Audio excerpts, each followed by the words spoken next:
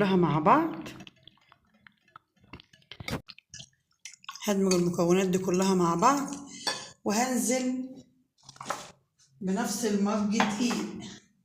اقول لكم المكونات على السريع كده عشان تكتبوها ورايا.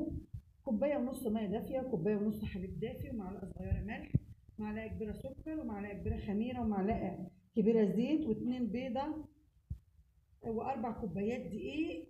ونخلط ده مع توم باودر وبصل باودر وبابريكا وبهار اللي احنا بنحبه، خصوصا الكمون ده هيفرق معانا قوي قوي في الطعم.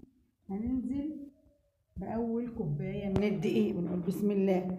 احنا نخلناه كويس قوي قوي، وانا مشغله بدقيق متعدد الاستخدامات. عندك اي دقيق اشتغلي بيه، ده كريب عادي يعني، مش محتاجينه لا يمط ولا يدي معانا عرق ولا اي حاجه. ده احنا هتبقى المكونات سايله. احنا دوبنا اول